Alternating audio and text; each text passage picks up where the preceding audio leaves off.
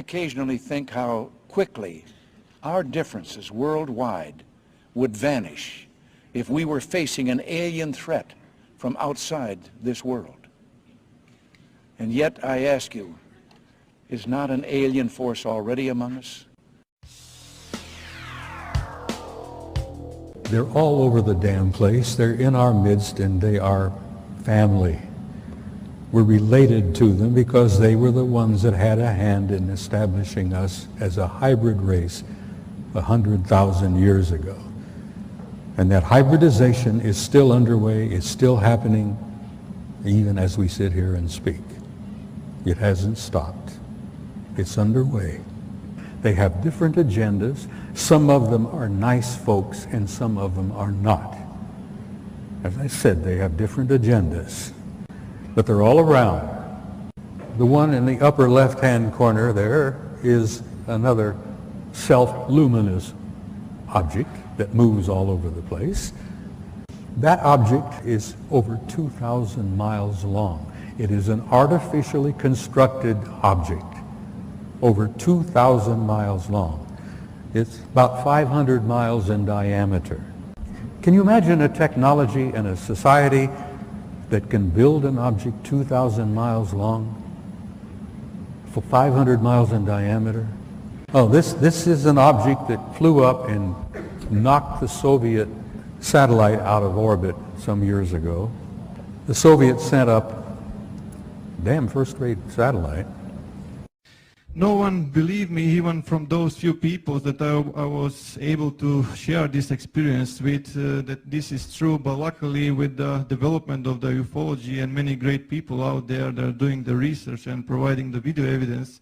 So as you can see, this is on infrared. That is why it's black and white. Is from STS-63, and they are trying to locate the Mir space station. They cannot locate the Mir space station because more than 100 objects are appearing and disappearing from the radar. Those are the same type of craft that I observed on the asteroid belt between Mars and Jupiter. And those are those balls of light that I was observing in those times, as you can see clearly, creating intelligent formation. And they wanted to take pictures of one of the moons. They wanted to take pictures of Phobos, one of the two moons of Mars. And while they were taking pictures, this object comes up from the surface of Mars, bumps the Soviet Phobos satellite, knocks it out of orbit, and it crashes. Next picture, please. What you see there is a picture of Phobos, the moon, and I mean artificial moon of Mars, and below it you see an object that the Soviets said measured roughly 15 kilometers in length. An artificial object near Phobos, the moon, 15 kilometers in length. Next picture, please. That's the moon, 12 miles in diameter. The Soviets planned to land on it. Well, someone else said, no, you're not going to do that. But that is a picture of Phobos, which they've all concluded is an artificial satellite. This photograph was taken by your own NASA Apollo 13 guys on their trip to the moon. It didn't work out too well. And many of you may have heard rumors about the story, but Apollo 13 had a small nuclear device aboard. And they had been told by the guys that ran NASA that they were going to land on the surface, going to place this small nuclear device.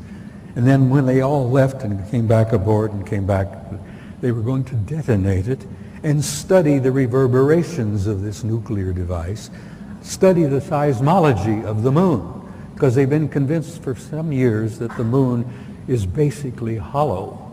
It appears to be somewhat of an artificial satellite. Well, they plan to detonate this nuclear device, and the others said, no, you're not going to do that. We'll get back to that picture again, please. All right. The object you see there in the middle, over 2,000 miles long. It's an artificial, I assume metallic object, probably crammed with guys. And that object followed our Apollo 13 all the way to the moon, around and back.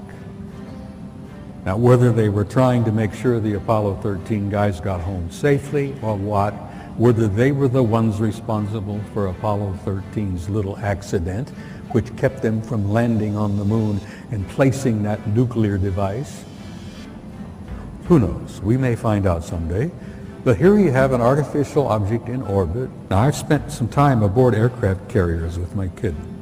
We have carriers with 5,000 men in the crew, 1,000 feet long, 150 aircraft, you know, there's snack bars, dining rooms, accommodations, this and that. Can you imagine the accommodations on an object over 2,000 miles long? Next slide. It's the second photograph. Same objects, but a second photo in the sequence. That's the big mother, and I use that, no pun intended.